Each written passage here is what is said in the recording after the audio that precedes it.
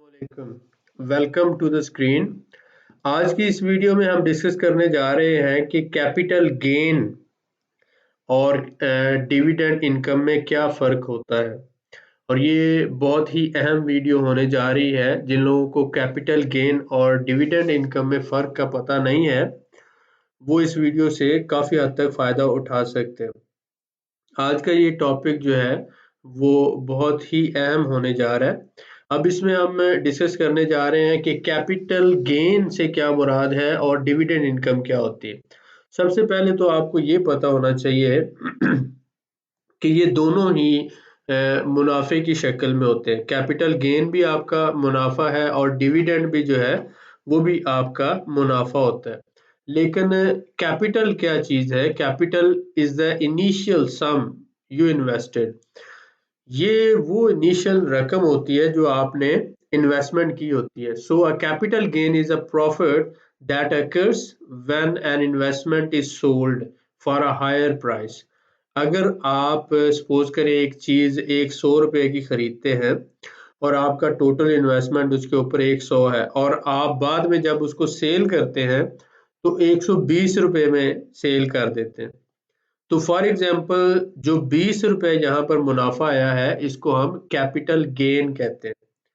तो असल आपकी इन्वेस्टमेंट की जो रकम थी 100 थी और मुनाफा जो है वो 20 रुपए हुआ, तो उसको कैपिटल गेन कहा जाता है।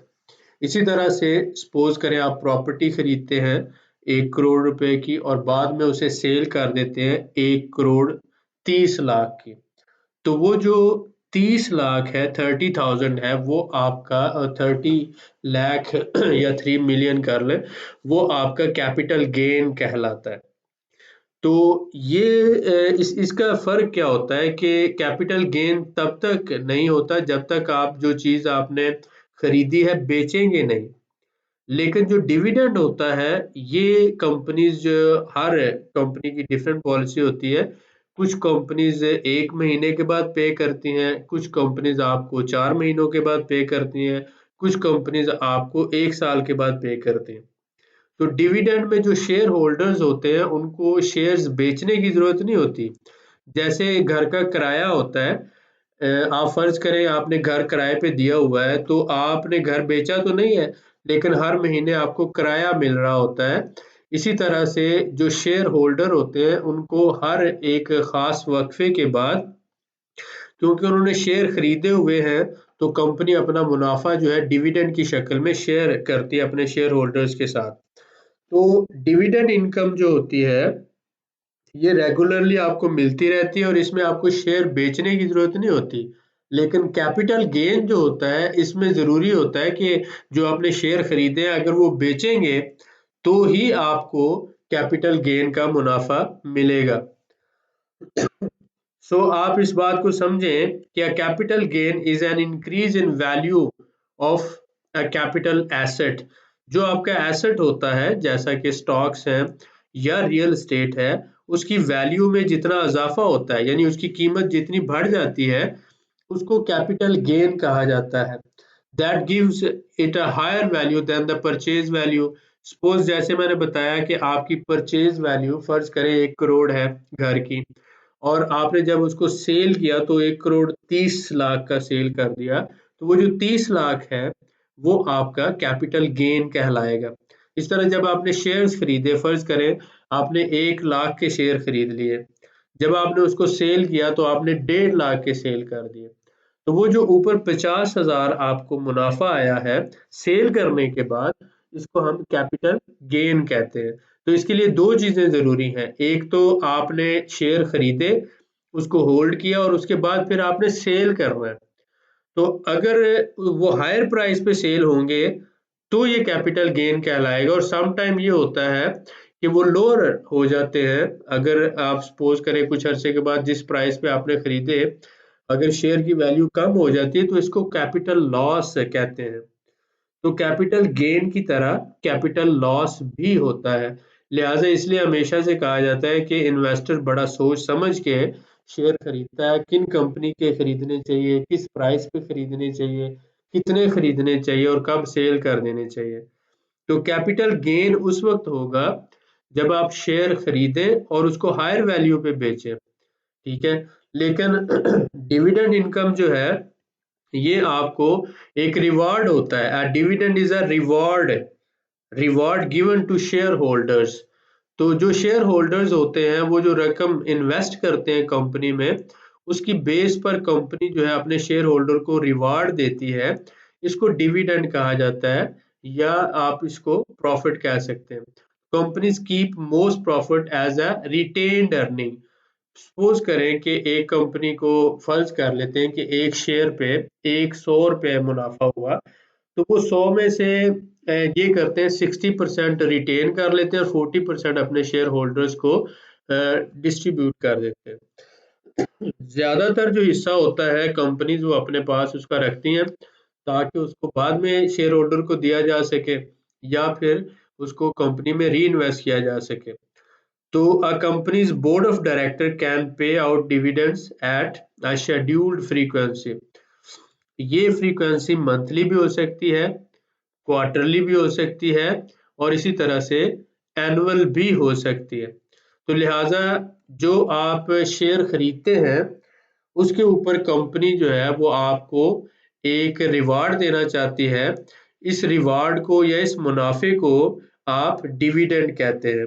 और कुछ कंपनीज जो है इसे मंथली बेसिस पे देती हैं, कुछ जो है वो 4 महीनों के बाद या 3 महीनों के बाद भी देते हैं, और कुछ जो है वो एनुअल इसको पे करते हैं। पाकिस्तान में तो ज्यादातर क्वार्टरली और एनुअली होता है। अमेरिका, यूके और दूसरे ममालिक में ये इससे कम अरसे में भी मुमकिन है।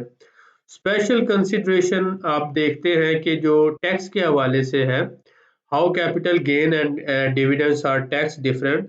तो इसमें फ़र्क क्या होता है कि कैपिटल गेन तो आपको जब आप शेयर सेल करेंगे, मसलन आप 2 साल बाद, 5 साल बाद या 10 साल बाद जब भी आप सेल करेंगे तभी आपको उसके ऊपर टैक्स देना होगा। लेकिन डिविडेंड जो होते हैं वो एनुअल, मोस्टली एनुअल बेसिस पर उसके उसके ऊपर टैक्स देना होता है। तो इस तरह से दोनों के लिए डिफरेंट जो है वो पॉलिसी होती है। Long term capital gains are usually taxed at a lowest rate available outside. जो लॉन्ग टर्म जैसे 5 साल है, 10 साल है, तो उसके ऊपर मिनिमम टैक्स लिया जाता है। इसी तरह से शॉर्ट टर्म कैपिटल गेन जो है 1 साल या 6 महीनों का, उस हिसाब से डिफरेंट होता है।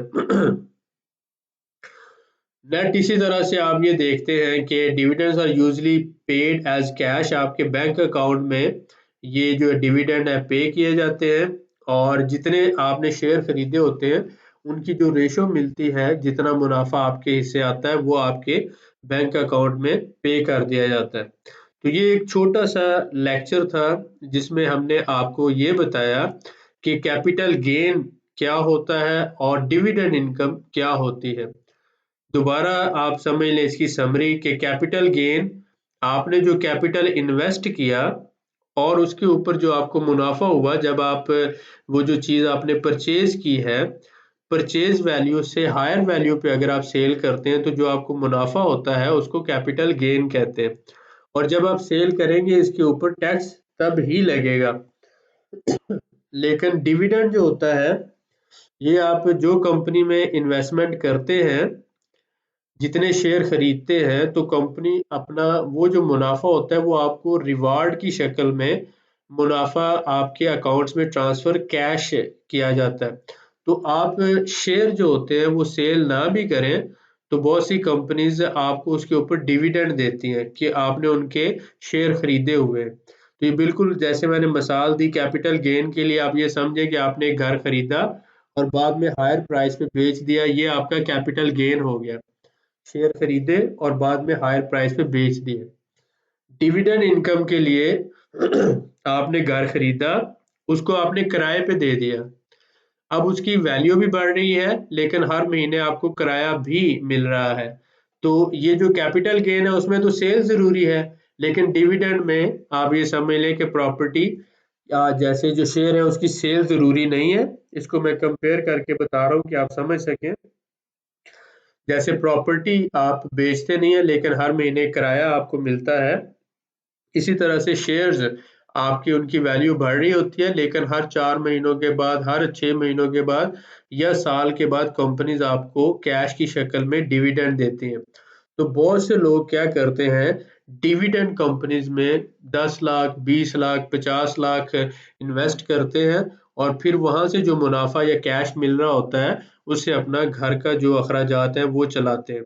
तो ये ज़रूरी होता है, अगर आप हर महीने 5 या 10,000 रुपए के भी ऐसी कंपनीज के शेयर खरीदते रहे जो आपको डिविडेंड देती हैं, तो 2, 3 या 4 सालों में आप इतने शेयर खरीद लेते हैं कि उसके बाद आपके जो घरेलू अखराजात हैं वो उनके डिविडेंड से ही आप मैनेज कर सकते हैं।